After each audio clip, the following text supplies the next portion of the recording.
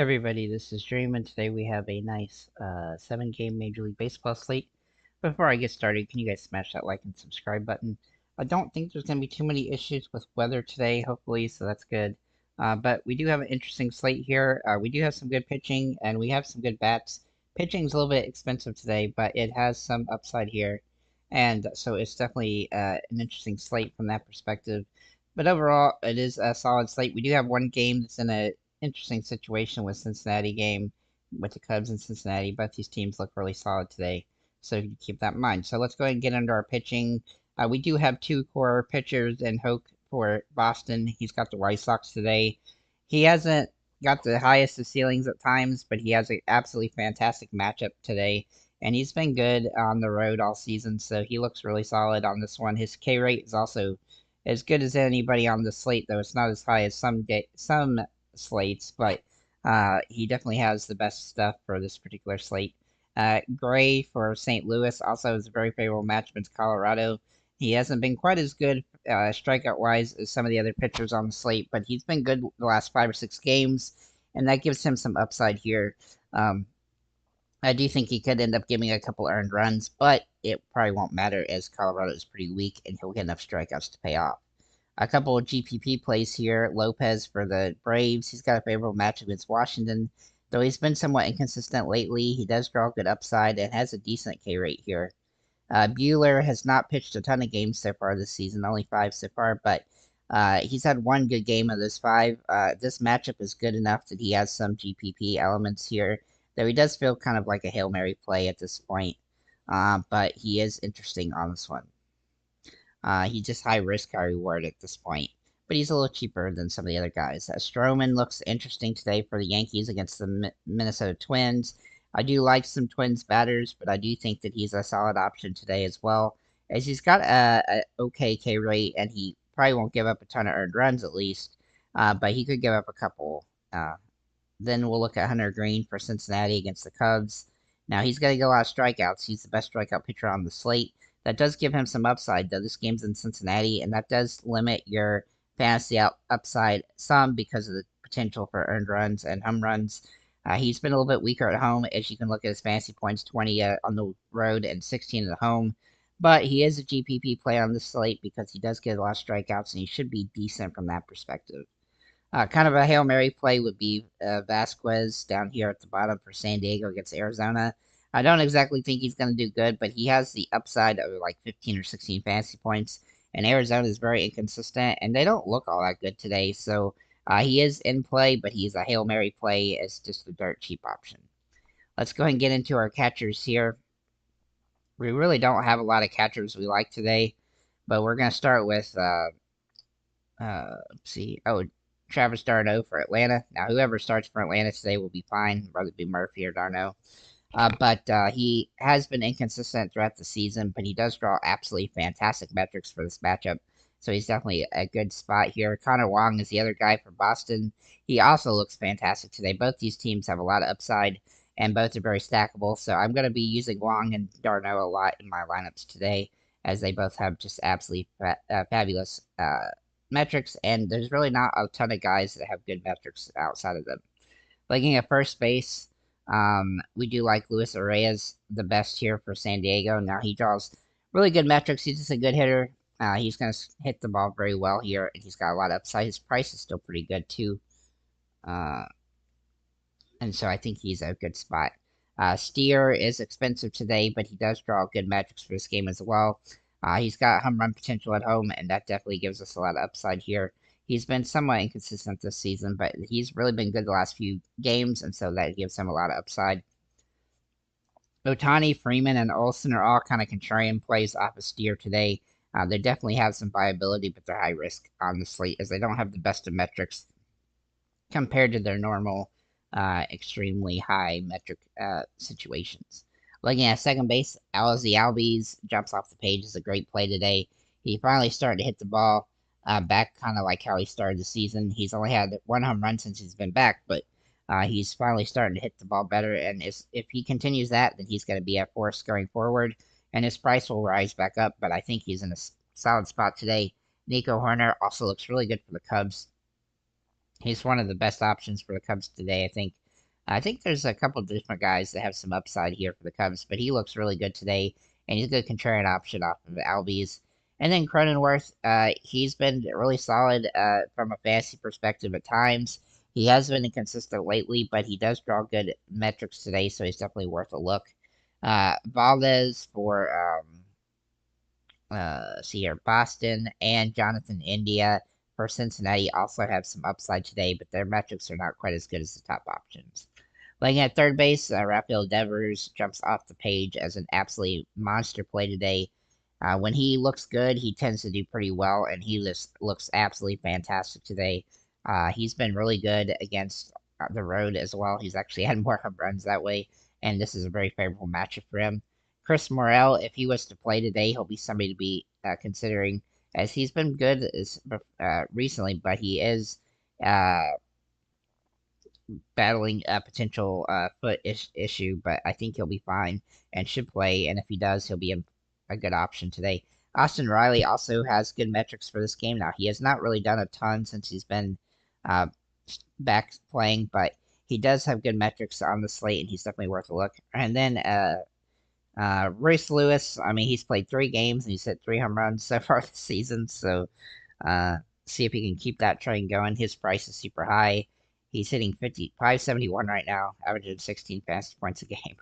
I mean, that's going to stop eventually. And today, hopefully, it's not today if you utilize him. Looking at 2 other guys that are cheaper, Nolan Arenado for St. Louis. He's been inconsistent throughout the year, but he looks really good today. He also hit a home run in his last game. I also like Brendan Donovan for St. Louis. He actually has better metrics today than Arenado, but he's been a little bit more inconsistent, so he's definitely in play, but a little bit riskier. Looking at shortstops, Ella De La Cruz, um, top overall option. Mookie Betts also, and C.J. Abrams. They all draw really good metrics. I think Ella De La Cruz, then Mookie Betts, and Abrams for those top 3. But we do have some value options here. Dansby Swanson fits in as one, as he has not been good this season so far, but he's been better the last few games. And that's gonna, if he's gonna get jump started and start hitting the ball very well, then he'll be a nice dirt cheap play for us going forward here for a little while at least. O'Neal Cruz for Pittsburgh, also very interesting today. He just has absolutely big time hard hitting potential here, and this matchup, while it's tough, he does have the best metrics of anybody on Pittsburgh. And then Arcia for Atlanta is kind of contrarian play. He has not been super consistent, but he does draw good upside on this one, so he's definitely worth a look. Let's look at our outfielders and our stacks here. I'm going to switch over to my page here. So for our outfielders, hang on 1 second, guys. I'm sorry. Hello, my guy. You was on the money with your 2 bets. I'm a single entry tournament for a chance to win 400. Can you help me out? I have Lopez at pitcher. I need one more. Outfield is always hard for me. How do you feel about Steven at catcher? I always like catchers that are at Great American Ballpark, so he's not terrible. The pitchers today, really Hoke and Gray, are the top 2. I do like Lopez, both. Lopez for Atlanta. I would go with Gray or Hoke there. Both those guys have some upside, but so do Stroman and Green. So there's a lot of different ways you can go today. But yeah, catchers, like I don't love Stevenson, but I do think he has some potential. He is in the stack for Cincinnati. As for outfielders can be tough, but we actually have a couple decent options here. So let's look at that real quick. So we have Suzuki and Bellinger as pretty decent priced plays. I also like Herb Bozy. He's just dirt cheap, and he can help you pay up at other positions, and so he's a good way to kind of go cheap. Juan Soto does jump off the page as one of the best options overall, but he's going to be hard to roster, obviously. Judge, Duran, Carroll, and Fraley all have good metrics today. Toscar Hernandez, Ian Hop, TJ Friedel, and Benson also. Hernandez is very interesting because his metrics, they don't always come off the charts, but today they look really good. And so I do think he's a viable option there. I think outfield is probably one of the toughest situations simply because there's so many, uh, you know, guys, and you have to fill 3 of them too, So, but looking at our top overall metrics, we have Aaron Judge, Juan Soto, Toscar Hernandez, and Mookie Betts. I really like Toscar as a kind of, I was really wanting to make him a core play, but it's kind of hard with the pitching not being super cheap today. Royce Lewis, Travis d'Arnaud, Rafael Devers, Austin Riley, and Ozzy Albies all have absolutely fantastic home run upside today. I think Darno and Toscar are definitely some of the best options from that perspective. So that's what I have there. Let's look at our stacks here. Now, here's the thing about stacks. You can stack three players, 4 players, or 5 players from teams. And sometimes you just do a 2-person stack, and I try to put them in the order of how I want to utilize guys. So, like, for instance, if we look at the Dodgers, and Hernandez are the clear-cut top options today, and so those guys would be your 2-team stack. But if you want to go 3 or 4 or 5, then you could go with the next guys like Smith, Vargas, Pages, Otani, Freeman. And I kind of do it that way so that you can kind of, because I like to make multiple stacks or multiple lineups with each individual stack. So, like, if I look at the Dodgers, I might make a stack with Dispatch and Hernandez, and then stack up another team with 3 or 4. And then I'll make a stack with 5 guys from the Dodgers just to kind of be contrarian and do different things. Obviously, in single entry, you're trying to make the best bang for your buck, so you definitely want to go for home runs and strike out some pitchers. Looking at Atlanta, Darno does come off the page as one of the best options from the team. Albies and Riley are kind of both in the similar situation. I think you could go with either one, but they're both fairly expensive. Ozuna, Olson, and Duvall. I do think Arcia does fit in there as well, but he's with his metrics are not as good as some of the other options on the team. Uh, let's see, Arcia. But then looking at Boston, Devers, Duran, Wong, Valdez, or Ref Snyder, and O'Neill. This is a pretty expensive stack, but it's still really good today. I think Boston's a sneaky team, and definitely a team you can get some, you can kind of slip in there some decent options.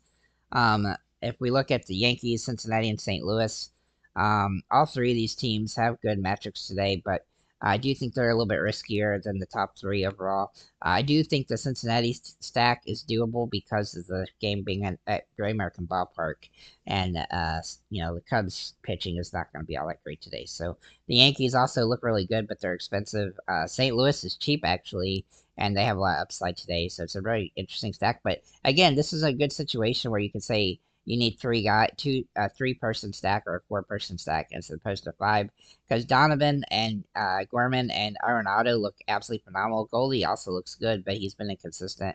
But Herrera doesn't look great, so you could definitely go with a 3 or 4-person stack there as opposed to 5. Looking at the Cubs in San Diego, I think I like both these teams a lot today. I feel like that they're a little bit underutilized on the slate, so they're going to be sneaky. I do like the Cubs with Morel, Suzuki, Hop, Bellinger, and then Horner or Swanson. But I think Swanson's probably the contrarian option from the team, but he saves you a little bit of money. San Diego wise, Reyes, Tatis, Profar, Cronenworth, and then Merrill, Cameron, Machado. I would also suggest here, like, you could not put in Tatis and then put 2 of these back to 3. But, it just kind of depends. I think Merrill and Kim both have a lot of upside, but Merrill is the favorite from the 3 there.